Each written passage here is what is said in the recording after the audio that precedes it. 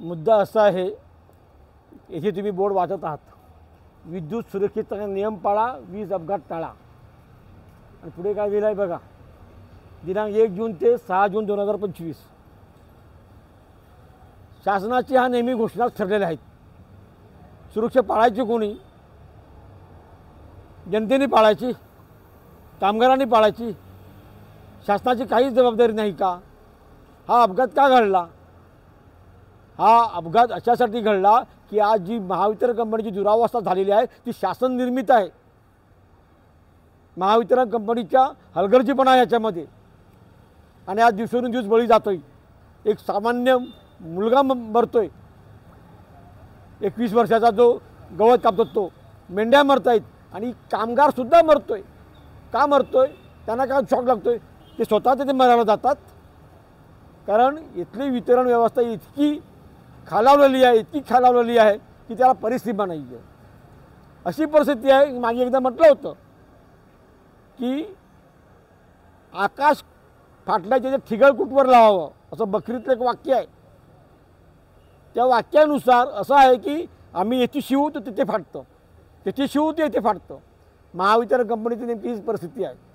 सगळीकडे सडलेल्या टिपी आहेत, सडलेल्या केबल आहेत.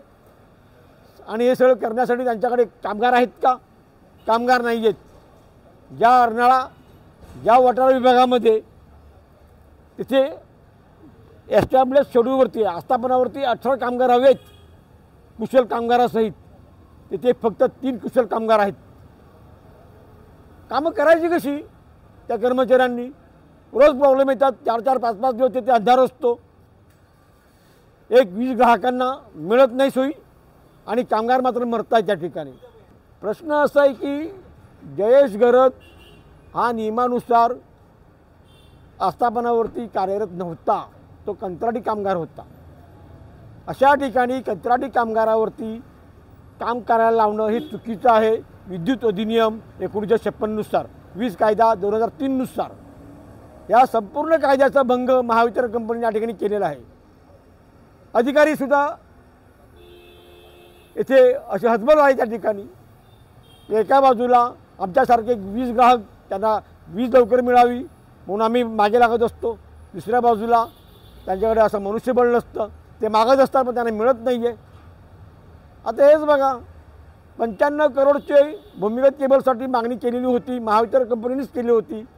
तत्कालीन अधीक्षक अभियंता दिनेश साबू यांनी शासनाकडे पाठवली. शासनाने मंजुरी दिली पण पैसे काही दिलेले नाही आहेत. त्याच्यानंतर 181 करोडची मागणी केली. जे अग्रवाल साहेब आले होते त्यांनी, अग्रवाल आणि पापडकर साहेबांनी, तीसुद्धा मंजुरी दिली, पैसे आले नाही आहेत. त्याच्यानंतर 184 करोड मंजुरी दिली, पैसे आले नाही आहेत. 211 करोड रुपये 2024ला मंजुरी दिली, पैसे आले नाही आहेत. पैसे आता कधी रिलीज करतायत? तर आता या क्षणाला. हे शेळकाढच्याचं राजकारण आहे. सत्ताधारी जे बसलेले असतात ते नेहमी ज्या ठिकाणी विरोधी पक्षाचा आमदार असतो त्यांची कामं होणार कशी नाही हेच बघत असतो आणि याच्यामध्ये आमचा सामान्य नागरिकांचा बळी जात असतो. शेळकाढच्याच्या राजकारणाचा हा बळी आहे, हा शासन निर्मित हा बळी आहे. तेव्हा आमची प्रथम मागणी आहे की जयेश घरत यांच्या कुटुंबियांना किमान 50 लाख रुपये नुकसान भरपाई मिळाली पाहिजे. त्याचबरोबर त्याच्या कुटुंबियातील एका सदस्याला आस्थापनावरती, महावितरण कंपनीच्या आस्थापनावरती एक नोकरी मिळाली पाहिजे, कंत्राटी नव्हे. ही आमची या ठिकाणी प्रथम मागणी आहे. बाकीची व्यवस्था तर आहेच. 18 त्यांच्या शेड्यूलनुसार सगळे कामगार त्याने भरावेत, सगळ्या ठिकाणी भूमिगत केबल करावे. हे सगळं व्यवस्था आम्ही कधीपासून मागणी करत आलो, अपेक्षाही करतील, एवढंच मी म्हणू शकतो या ठिकाणी.